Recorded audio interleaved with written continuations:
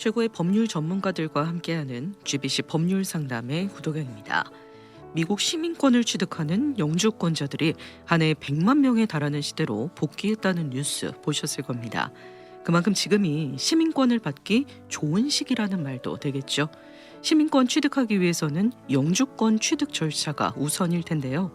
오늘 법률 상담 시간에는 한인분들 관심 많으신 시민권자 배우자와 결혼을 통한 영주권 취득 과정에 대해, 그리고 영주권 인터뷰 시 유의할 점에 대해서 이야기 나눠보도록 하겠습니다. 도움을 주시기 위해서요, 이민법 전문 천관우 변호사님 나오셨습니다. 안녕하세요, 변호사님. 예, 안녕하십니까? 네, 반갑습니다. 예, 반갑습니다. 변호사님, 올해 시민권 취득한 사람이 102만 명을 넘었다고 해요. 예. 역대 세 번째로 많은 숫자라고 하는데, 예. 요즘이 시민권 따기 좋은 시기다, 이렇게 말할 수 있을까요? 예, 맞습니다. 전반적으로 제가 이제 인터뷰도 많이 같이 가는데 네. 전반적으로 분위기가 많이 좋아진 거는 알겠습니다. 시민권 취득할 때 좀 분위기상 많이 잘 주는 분위기다. 예, 일단은 특히 이제 영어 시험 같은 걸 예를 들면은 네. 이게 좀 영어를 이해를 못해서 이렇게 대답을 잘 못한다거나 그러면은 옛날에는 이제 영어 시험에서 읽기 쓰기를 합격하신 경우도 네. 언더스탠딩이 안 되신다고 떨어뜨리는 애들이 많이 네, 있었는데요. 맞아요. 요새는 그래도 영어를 조금 못 알아듣거나 그런 경우에도 이렇게 좀 이렇게 인커리지 해주는 분위기입니다. 오. 예, 그런 게 좀 있습니다. 네네. 예, 하지만 좀 조심하셔야 될 것이 네. 그런 게 아니고요. 여전히 그 시민권 따실 때 전에 있었던 범죄 기록이라든지 이제 그런 문제가 있을 수 있지 않습니까? 그런 거는 여전히 조심하셔야 됩니다. 그리고 영주권의 하자라든지 이런 거는 반드시 잘 살펴보셔야 되고요. 네. 그 부분에 대해서는 여전히 까다롭게 심사를 하지만 전반적인 분위기는 상당히 우호적으로 바뀌고 있습니다. 그럼 문제가 없는 분들은 시민권 지금이 취득하기 좋겠네요. 그렇죠. 일단 프로세싱 타임 자체도 굉장히 짧아졌고요. 네. 뭐 저희 사무실 같은 경우에는 사실 3개월 이내, 2달, 3주, 4주 만에 서류부터. 예, 선서까지 2달, 3달이 걸리지 않은 케이스들이 굉장히 많이 있습니다. 시민권 와, 선서. 그건 진짜 역대급 선서까지. 아닌가요? 예, 맞습니다. 그리고 이제 그렇지 않은 경우도 대부분 다 6개월 미만으로 거의 다 잡히시고 계세요. 5개월도 많고 4개월 만에 잡히신 분들도 많고. 네. 확실히 그 기간도 확 짧아졌고. 예, 기간도 줄어들고 그다음에 이제 영어나 역사 시험 또는 이제 영어의 이해도 같은 데 있어서도 네. 조금 영어를 못 알아들으시는 경우도 굉장히 이렇게 좀 격려해 주는 분위기라고 할까요? 인커리지 해 주는 분위기가 많이 감지되고 있습니다. 네. 예, 하지만 범죄 기록이 있으시다든지 그리고 이제 영주권과 관련하여 조금 문제가 있다고 생각되시는 분들은 여전히 전문가하고 잘 상담을 거친 후에 일단 신청하시는 것이 안전할 것 같습니다. 네. 역시 영주권 취득이 문제 없이 이루어져야지 시민권 취득도 안전하게 가는 건데, 그렇죠. 근데 한인분들은 영주권 대부분 어떤 루트로 많이 취득을 하시나요? 가장 많이 받으시는 거는 잘 알려진 대로 가족이 아직 좀 있고요. 가족 초청으로. 예, 그리고 이제 또 많은 게 이제 취업 이민이 많죠. 그렇죠. 예. 네. 그래서 오늘 이 시간에는요, 한인분들 네. 많이 관심 갖고 계시는 이 시민권자 배우자와 네네. 결혼을 통해서 영주권 취득하는 방법, 또 점검해야 되는 사항들에 대해서 좀 이야기 나눠봤으면 좋겠습니다. 네네. 먼저 이 미국에 들어오는 상태에서 시민권자 배우자와 결혼을 했다는 예. 전제하에 저희가 이야기 나눌 거죠. 예. 일단은 이제 그렇게 되면 이제 미국에 체류하시면서 영주권을 신청하시게 되는 경우인데요. 이제 네. 시민권자와 결혼하셨을 경우, 그럼 이제 첫 번째로 살펴봐야 될 부분은 그러니까 영주권 신청인이 세관과 이민을 합법적으로 거쳐서 항만이나 공항을 통해서 제대로 입국하셨는지, 이제 그 이제 비이민 비자를 통해서 또는 비자 면제 프로그램을 통해서 제대로 입국하셨는지를 먼저 점검을 하셔야 됩니다. 네. 이제 보통의 경우에는 이제 이게 나중에 신분 유지하고도 보통 이제 연관이 되는데요. 대부분의 경우 미국 내에서 영주권을 신청하시려고 그러면은 신분을 유지를 하셨어야죠, 그렇죠? 그렇죠. 내가 바꿀 신분이 영주권자로 바꿀 수 있는 신분이 있어야지 원래 신청을 하실 수 있는데 시민권자랑 결혼하셨을 경우에는 합법적으로 입국만 하셨으면 현재 신분을 내가 유지를 못해서 서류 미비자가 되셨더라도 네. 영주권을 신청하실 수 있습니다. 아. 예, 그렇기 때문에 내가 합법적으로 제대로 입국을 하셨는지 그걸 잘 점검을 하셔야지 돼요. 그러면 아까 비이민 비자로 입국해도 괜찮다고 하셨는데, 네네. 예를 들어 미국 들어올 때 그 90일짜리 이스타 비자 그렇죠. 바꿨잖아요. 그렇죠. 유일하게 사실은 그 이스타를 통해서 들어오시는 그 비자 면제 프로그램을 통해서 들어오시는 분들은 신분이 있는 게 아닙니다. 그러니까 미국과 조약이 이제 어떤 어그리먼트가 있어서 협약이 체결되어 있는 국가 국민들한테는 90일 미만으로 미국을 방문할 때는 비자 없이도 그냥 들어오라. 그게 그렇죠. 비자 면제 프로그램이거든요. 네네. 그래서 원래는 비자 면제로 들어오시게 된 경우에는 바꿀 수 있는 신분이 없는 겁니다. 그렇죠. 그렇기 때문에 뭐 이제 예를 들어서 뭐 학생 신분으로 변경을 하신다든지 아니면 다른 신분으로 변경을 하신다든지 아니면 영주권을 신청하실 수가 원래 없는 신분이에요. 왜냐하면 바꾸실 신분이 없기 때문에. 근데 유일하게 시민권자랑 결혼하시는 경우 그리고 또 잘 알려진 대로 시민권자 자녀가 부모를 초청하는 경우는 이제 그분들은 비移민 비자도 아니고 비자 면제를 통해서 입국을 하셨어도 영주권을 신청하실 수가 있습니다. 정말 유일한 경우네요. 유일한 경우입니다. 시민권자 배우자와 결혼이 이렇게 큰 혜택을 나름 누릴 수 있는. 예, 맞습니다. 그래서 이제 좀 우스갯소리로 독수리가 만병통치약이다 뭐 이런 얘기도 있습니다. 사실은 좀 이렇게 우스갯소리입니다. 그렇죠. 근데 만약에 네. 미입국을 하셨어요. 네네. 그러면은 시민권자와 결혼을 통해서도 영주권 취득이 어렵나요? 예, 어렵습니다. 왜냐하면은 국경을 넘어서 들어오신 분들이라고 그러잖아요. 네. 미입국을 하신 경우는 일단은 미입국에 대한 불법성이 미국 내에서 영주권 신청을 할 수 없도록 되어 있습니다. 근데 이제 반드시 이제 국외에 있는 미국 대사관 영사과에서 영사와 인터뷰를 통해서 받으셔야 되는데 나가시게 되면 이제 1년 이상 불법 체류가 대부분이거든요. 그렇죠. 그러니까 이제 못 들어오시게 될 확률이 높죠. 10년 입국 금지 조항에 걸려서요. 그렇기 때문에 그 미입국이라는 불법성을 601A라는 면제 조치를 통해서 면제를 받고 나가셔서 영주권을 받고 들어오셔야 됩니다. 영주 비자를 받고 들어오셔야죠. 그러니까 한국에 나가야지만 할 수 있는 거죠. 그렇죠. 미입국을 하셨어도 이 시민권자 배우자와의 결혼 통해 영주권 신청 가능하지만 601A 면제 과정을 면제를 먼저 해야 된다. 받고 그다음에 서울 가셔서 영사관에서 영주 비자를 받고 들어오셔야 돼요. 좀 시간은 많이 걸리겠지만 그래도 안 되는 건 아니니까요. 안 되는 건 아닙니다. 예. 네, 가능하니까 또 이 예. 부분도 전문가랑 좀 예, 이 시간을 통해서도 사실 많이 설명을 해드렸는데 그렇죠. 저희들이 한 번 더 다음 시간에 기회가 되면 한번 얘기해드리도록 할게요. 네네. 근데 방금 변호사님 말씀해 주셨는데 예. 현재 신분 유지가 안 되고 있어도 시민권자 배우자 결혼을 통해서 영주권 취득 가능하다 하셨어요. 예, 맞습니다. 그러면은 우리가 흔히 말하는 불법 체류예요. 그렇죠. 그래도 가능하다는 그렇죠. 거죠. 조금 전에 말씀드린 대로 합법적으로 입국만 하셨으면 네. 현재 신분 유지를 못 하셨더라도 영주권 신청이 가능하십니다. 정말 신분 유지 안 되면은 영주권 신청이 가능한 경우는 손에 꼽잖아요. 그렇죠. 이 시민권자 배우자와의 결혼은 영주권 취득이 가능하다. 예. 네까지 말씀을 해주셨습니다. 네네. 또 시민권자의 결혼을 영주권 신청할 때 유의해야 할 점 뭐가 있을까요? 이제 요거는 오랫동안 미국에 체류하신 분들이 아니고 네. 최근에 이제 미국에 들어오셨는데 영주권을 신청하시는 경우가 가끔 있거든요. 갑자기 또 이제 사랑에 빠지셔서 시민권자하고 결혼을 하셨거나 네. 이렇게 되신 분들이 있는데 조금 조심해 주셔야 될 분이 이제 90일 규정이라는 게 있습니다. 네. 이게 뭐냐면은 미국에 입국한 다음에 90일 이내에 신분 변경 신청을 하시게 되면은 들어올 때는 분명히 잠시 방문으로 오든지 아니면은 뭐 이렇게 비자의 목적이 있든지 아니면은 아까 말씀드린 대로 비자 면제 프로그램이면은 90일 미만만 그렇죠. 방문하고 들어올 거라고 입국장에서 심사관한테 얘기를 하거든요. 그렇죠. 근데 만약에 90일 이내에 신분 변경을 너무 들어와서 신분 변경을 하게 되면 거짓말한 게 되지 않습니까?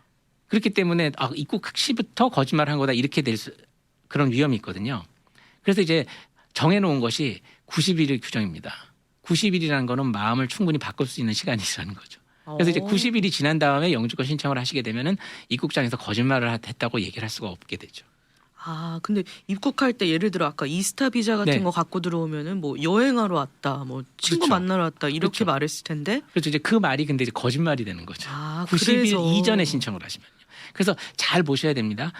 입국한 날로부터 90일이 지난 이후에 영주권을 신청하셔야 되고 그리고 또 이제 국무부 규정을 보면은요. take any action으로 돼 있습니다. 그러니까 꼭 영주권을 신청한 것을 넘어서 또 다른 행동 같은 거 있지 않습니까? 갑자기 뭐 혼인신고를 90일 이전에 하셨다든지 또는 서류를 이제 굉장히 광범위하게 이민관이 자기가 알아서 take any action으로 돼 있기 때문에요. 네네. 만약 신분을 바꾸려는 것 같은 그런 어떤 행동들 그건 이제 영주권 신청을 포함하여 결혼을 그때 전했다든지 광범위하게 해석될 가능성이 있기 때문에요.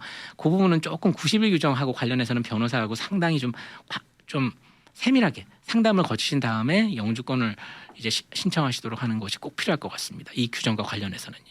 그러면 시민권자 배우자와 네. 결혼을 하려면 먼저 혼인 그 신고서가 있어야 되잖아요. 혼인을 했다는 증명서도 그렇죠. 메리지 서티피케이트 있으셔야 되죠. 네, 만들어야 되는데 이런 증명서 만드는 과정도 다 90일 이후에 하는 것이 그것이 안전하다. 안전합니다. 아, 네. 그러니까 실제 환경에서는 뭐 이민관이 넘어가기도 하고 그래서 뭐 전에 결혼했는데도 문제 없고 또 한국에서 결혼하고 오시는 경우도 가끔 있긴 있는데요. 이제 그런 경우는 이제 잘 제가 이제 거짓말하라고 말씀드릴 수는 없고 네네. 영주권 신청 의도 자체가 할지 말지를 이제 좀 생각해 보는 기간이었다 이렇게 좀 얘기를 잘 하셔야죠. 이민관들. 네. 이 90일 규정은 정말 주의하셔야겠네요. 그렇죠. 그러니까 넘어가는 예도 있긴 하지만 그래도 네. 위험을 무릅쓰실 이유는 없거든요. 그럼요. 잘 지키시는 게 굉장히 중요할 것 같습니다. 네, 맞습니다. 그리고 이 시민권자 배우자랑 결혼할 때 이 영주권 신청하는 분들도 주의해야 될 점이 많지만 이 시민권자 배우자도 네. 그 재정 능력에 있어서 준비를 좀 철저히 해야 되죠. 아, 예, 그렇습니다. 그게 왜냐하면은요. 네. 왜냐하면은 요즘 있잖아요.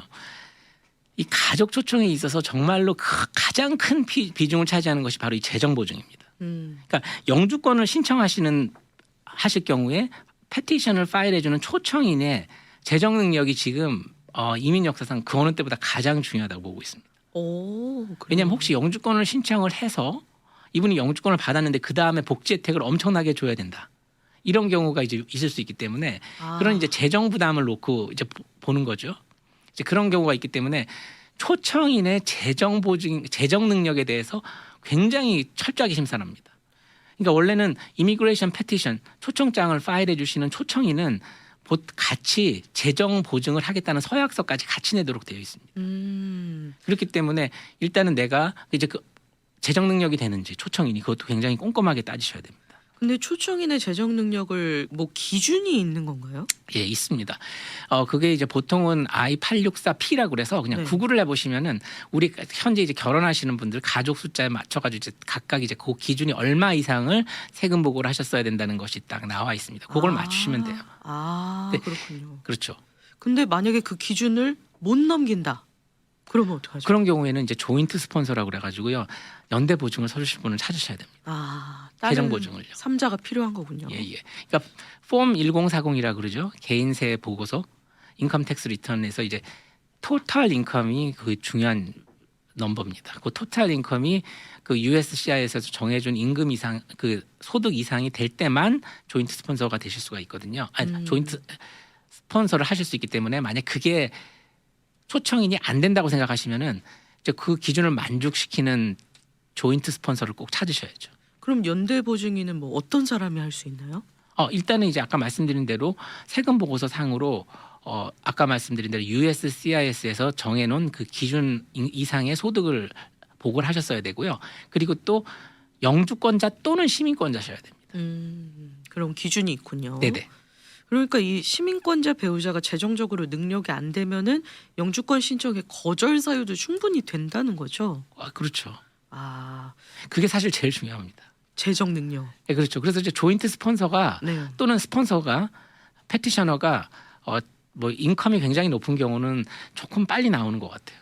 느낌상으로. 그래요? 네, 심사가 빨리 계속 진행되는 듯한 느낌이 좀 있습니다. 저희들 실제 현장에서 일을 해보면요. 아, 근데 어떻게 생각해 보면 개념적으로 따졌을 때 이 시민권자 배우자가 이 내 배우자를 외국에서 데리고 오는 거잖아요. 그렇죠. 미국으로. 그러니까 재정적으로 좀 충분해야지 내가 이 사람을 안전하게 데리고 올 수 있다. 뭐 이런 그렇죠. 의미가 데리고 온 되겠죠? 다음에 그 다음에 이제 또 연방 정부에서 복지 혜택을 받는다든지 이럴 때 그게 중요한 청구할 거군요. 가능성이 좀 있거든. 그럼 이제 청구를 하게 되면은 충분히 이 사람이 갚아낼 수 있는 능력이 있다는 걸 보증하는 거거든요. 그래서 예. 재정 보증 능력에 대해서 철저하게 본다. 그렇죠. 연방 정부에 부담이 되는 걸 이민자 때문에 막겠다는 의도입니다. 아, 그런 의도군요. 예. 네, 철저하게 정말 준비하셔야 될 것 같네요. 예, 그렇습니다. 사실 이게 반이 넘습니다. 지금 이걸 가장 열심히 봅니다. 재정 보증을. 그렇군요. 예. 아, 그냥 우리가 이런 능력을 본다는 것까지는 알았지만 이렇게 큰 비중으로 본다는 그렇죠. 거는 지금 몰랐네요. 사실 제일 큰 것 중에 하나입니다. 네, 지금 신청을 하시는 분들은 굉장히 주의하셔야겠습니다. 그럼요. 네. 그리고 만약에 이 네. 영주권 신청하는 분이 미국에서 범죄 기록이 있어요. 그러면 영주권 신청 그냥 그대로 진행하면 안 되죠. 안 되죠. 그러니까 그 다음으로 이제 저희가 중요한 건 뭐냐면요. 이제 미국에 오랫동안 체류하시다가 이제 시민권자 배우자를 만나서 결혼하시는 경우 같으면 이제 범죄에 연관되시는 분들이 많이 있을 수가 있거든요. 이런 경우는 굉장히 조심하셔야 됩니다. 일단 첫 번째로 따져봐야 될 부분은 내가 전과 기록이 있든지 체포된 적이 있다. 단순하게 내가 범죄하고 관련돼서 유죄 판결을 받은 것만 중요한 게 아니고 내가 경찰에 체포된 적이 있는 경우도 조심하셔야 됩니다. 그러니까 이민국이 알고 싶은 것은 체포가 됐거나 나의 범죄 행위로 사이테이션, 과태금을 받았거나 네. 또는 재판을 받아서 유죄 판결을 받았거나 모든 것 어쨌든 간에 범죄와 관련된 적이 있으면은 일단 거기에 대해서 잘 소명을 하셔야 됩니다. 그러니까 어떻게 종결되었는지 영어로는 final disposition of case라고 그래서 어떻게 종결됐는지를 명확하게 설명을 끝까지 해줘야 됩니다. 그리고 법원에서 케이스가 잘 마무리되어 종결되었다는 서류까지 잘 제출을 해주셔야 되고 그리고 가능하면은 그 사건에 대해서 좀 설명하는 것도 이제 변호사하고 같이 진술서도 작성해서 내시는 것이 좋습니다. 종결이 됐다고 하면은 뭐 예를 들어 내가 벌금을 내서 종결됐다. 예, 벌금형을 받으셨으면 벌금을 완납하셨다는 거, 그리고 이제 형을 받으셨으면 형을 다 살고 나오셨다는 거, 네.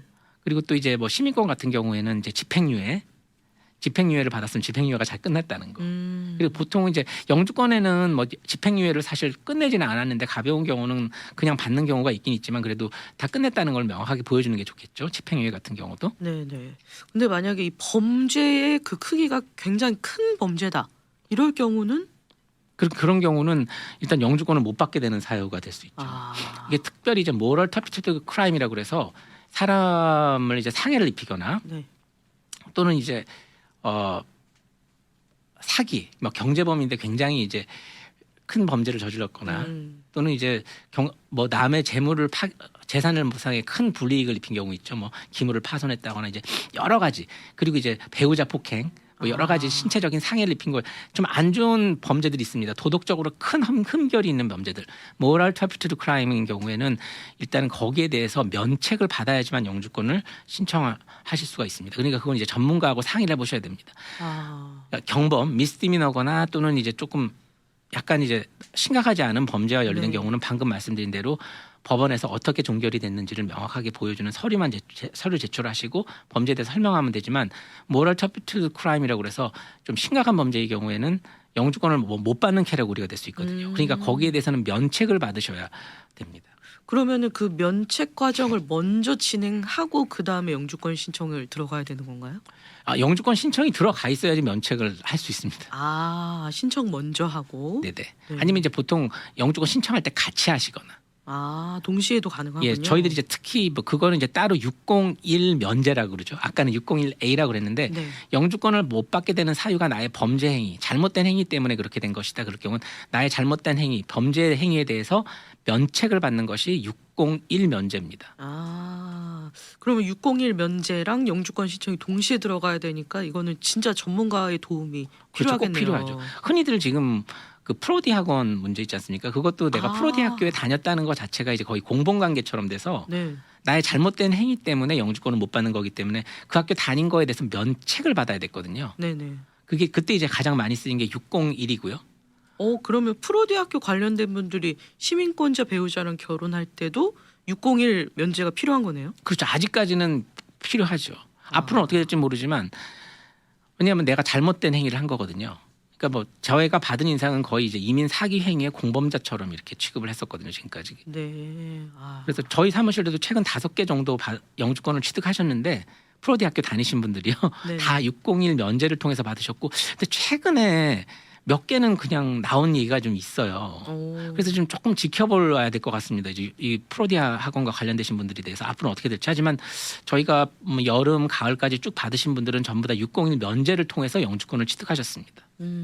그러니까 이 시민권자랑 결혼을 통해서 영주권 받는 게 굉장히 특기가 큰 것처럼 느껴지지만 이 범죄 부분에 있어서는 타협할 수가 없는 거네요. 그렇죠. 왜냐하면 범죄와 연루되어 있는데 영주권을 주고 싶지 않겠죠. 아무리 시민권자 배우자여도 그렇죠. 불법 체류까지는 용서가 됐지만 그러니까 잘 소명을 하셔야 됩니다. 이제 법원에 가셔가지고 서류를 딱 띄어야 되고요. 이제 네. 우리가 흔히 다켓이라고 그러죠. 다켓 리포트도 띄시고 그다음에 뭐 법원에 가면 서기들이 이렇게 그 이름으로 서치해주는 서류들도 있습니다. 케이스가 그것뿐이라는 걸 이제 증명해주는 서류거든요. 네네. 이제 그러니까 전문가랑 변호사랑 잘 상의를 하셔서 어떤 서류를 제출해야 될지를 명확하게 하신 다음에 소명을 잘 하시면 됩니다. 잘 종결했다는 걸. 네. 이렇게 시민권자 배우자의 영주권 신청을 위해서 점검해야 될 사항들 예, 예. 알아봤는데 여러 서류 절차 다 거치고 서류가 이민국으로 다 넘어가면은 예. 그다음에 인터뷰가 나오죠. 그렇죠. 통상적으로 결혼을 통해서 영주권을 취득하시는 경우는 이제 결혼은 사실 뭐 다른 가족 관계는 혈연 관계니까 거짓말할 게 없지 않습니까? 그렇죠. 혈연 관계를 어떻게 거짓말하겠습니까? 근데 이제 결혼은 이 결혼이라는 것을 통해서 가족이 된 관계를 베이스로 해서 영주권을 받는 거기 때문에 결혼은 사실 거짓말을 할 수도 있거든요. 그러니까 이제 이민관이 꼼꼼하게 체크를 해보기 위해서 거의 네. 대부분 다 인터뷰를 하도록 되어 있습니다. 그렇죠. 근데 최근 코로나 이후에 근데 가끔 가다가 결혼을 통해서 영주권을 취득하시는데도 인터뷰 없이 받는 경우가 가끔 있었거든요. 근데 최근에는 좀 굉장히 많이 늘어나는 추세입니다. 원래 이 결혼 통한 영주권 취득은 인터뷰가 어렵기로 유명했는데 그렇죠. 인터뷰 없이 넘어간다고요? 그렇죠, 그렇죠. 11월하고 12월 초까지 저희 사무실 같은 경우도 3개나 그냥 결혼을 통한 영주권인데 와, 그냥 의외네요, 인터뷰 없이 진짜. 바로 영주권이 나온 경우가 3개나 있었거든요. 그러면 그 서류가 정말 완벽했다든지 문제될 게 없다든지. 그렇죠. 이제 서류상으로 봤을 때 문제가 없다고 생각하면은 영주권을 그냥 주는 방향으로 지금 가는 것 같습니다. 와, 예, 제가 이제 최근에 그 이민국 가서 이제 LA 필드 오피스에 있는 이민관이랑 직접 얘기해서 제가 들었는데요. 이제 가족 초청 이민은 가능한 한 인터뷰를 잡지 않고 서류상으로 문제가 없으면 일단 그냥 주는 방향으로 가기로 하고요. 오, 그다음 이제 그분이 저한테 알려준 원칙입니다. 근데 이제 문제가 있다고 하는 거는 여전히 꼭 인터뷰를 잡고요. 근데 뭐 아까 말씀드린 범죄 관련됐다거나 네네. 범죄 관련된 서류가 좀 부족하다거나 이제 이런 경우는 반드시 이제 인터뷰를 잡고 그다음 또 한 10% 정도는 아무 문제가 없는데도 여전히 랜덤으로 무작위로 인터뷰를 잡는다고 합니다. 이민관이 직접 해주신 말이니까 예. 정말 신뢰할 수 있는 말이잖아요, 지금. 그렇죠. 와, 이 결혼 영주권 때 인터뷰를 정말 어렵기로 유명하고 막 예. 준비해야 할 사항도 많은 걸로 알고 예, 있었는데 맞습니다. 이렇게 인터뷰를 넘어서 그냥 나온다는 거는 진짜 의외인 것 같아요. 그렇죠. 네.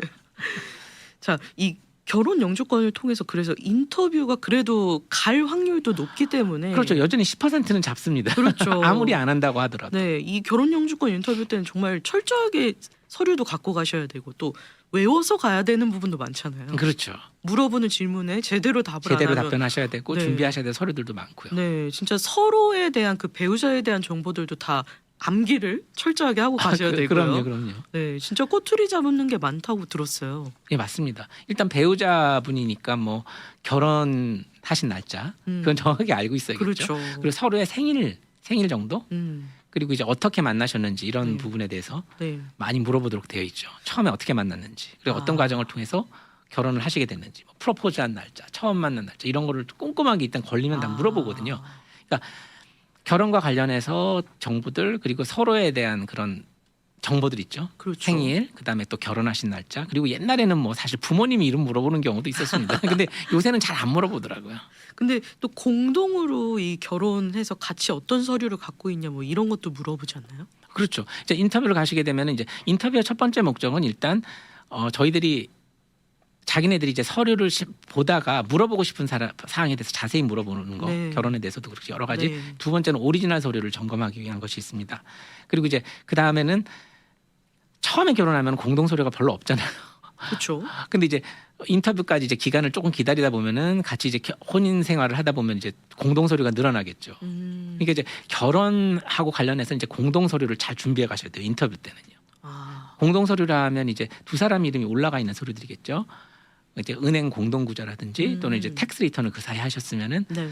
세금 보고서에 이름을 조인트 공동으로 하신 거 그리고 그다음에 뭐 의료보험, 자동차 보험도 공동으로 그리고 그다음에 전화비리라든지 뭐 이런 여러 가지 서류들 그런 것들 이제 이름이 같이 올라가 계신 거. 이제 부부라면은 재산권을 공유해야 되니까 뭐 텍스 네. 리턴 그리고 그다음에 은행 계좌 같은 것도 공동으로 하셔야 되고 그다음에 주거지도 뭐 리스 계약서라든지 또는 집을 같이 사셨다 그러면 이름이 공동으로 돼 있는 거. 그리고 삶을 나누는 거 그럼 이제 여행 갔다 오신 사진이라든지 여러 사진도, 가지 것들. 예. 그것들을 잘 보여줄 수 있는 그런 공동 서류들을 잘 준비하시는 게 일단 제일 중요하고 인터뷰 때는요. 네네. 그리고 특별히 요새 이민국이 열심히 보는 게 그 은행 공동 구자에 관한 서류입니다. 또 돈과 관련된 거네요. 네, 그렇죠. 그렇게 열심히 봅니다. 요새 그걸 꼭 달라고 그러고요. 아. 공동으로 이제 이름이 들어가 있는 그 뱅크 스테이트먼트에 돈이 들어갔다 나왔다 해서 쫙 거기서 이제 공동으로 돈을 넣어서 썼다는 증거, 트랜잭션이 딱 붙어 있어야 됩니다. 아, 뭐 은행 구자를 열어놓기만 하고 안 쓰는 거 그거는 아무것도 카운트가 아니고 오히려 의심만 살 수 있죠. 철저하게 보네요. 예, 일단 잡히면 그렇게 보기 때문에 열심히 준비하셔야 됩니다. 네, 최대한 공동 서류는 많이 만들수록 좋을 것 같고요. 예, 맞습니다. 네, 그러면 결혼 영주권의 인터뷰 네. 관련해서 저희가 이야기 나눠봤는데 짧게 시간이 남았는데 저희 취업 영주권 신청할 때도 인터뷰 하잖아요. 아, 예, 그렇습니다. 한동안 또 쫙 안 잡히다가 코로나 기간 동안은 사실 그 취업 영주권의 경우가 이제 인터뷰 없이 거의 대부분 다 받았거든요. 네. 최근에 조금씩 잡히는 경향이 감지되고 있습니다. 취업 인터뷰도요. 아, 그래요? 예. 그러니까 이제 인터뷰를 가실 때 그래도 일단 인터뷰는 인터뷰이기 때문에 잘 준비를 해가셔야 되고요. 그렇죠. 뭐 준비하셔야 될 서류들 보면은 이제 첫 번째로 잘 준비하셔야 될 게 첫 번째로 고용주와 어떻게 만났는지 스토리가 일단 정확하게 있으셔야 돼요. 오, 네네. 예, 그 다음은 내가 어떤 노동 조건, 우리가 펌이라는 시스템을 통해서 LC에 나와 있는 노동 조건에 대해서 물어볼 가능성들이 있거든요. 암기를 하셔야겠네요. 그렇죠. 나의 잡 타이틀이 뭔지는 알고 가셔야겠죠. 그렇죠. 그리고 업무 내용도 어떤 것이 될 것인지를 알고 가셔야 되고 네. 가끔 가다가 이렇게 급여를 얼마 받기로 했는지 그 펌 LC에 나와 있거든요. 네. 오퍼드 웨이지라고 그래서 그런 거 이제 물어볼 가능성이 있고 그다음에 회사 이름, 그다음에 그 회사 주소 같은 거 물어보는 경우도 가끔 있습니다. 예, 그러니까 회사 정보에 대해서도 대략적으로는 알고 가셔야 되고요. 이 취업 영주권 인터뷰도 다시 잡히는 추세라고 하셨는데. 예, 가끔가다 그렇죠. 아마 가끔 잡히는 게 이제 저희 사무실은 아직 없었는데 네. 다른 사무실에서 인터뷰를 같이 동행해달라는 의뢰가 좀 있었거든요. 그러니까 다시 잡히고 있습니다.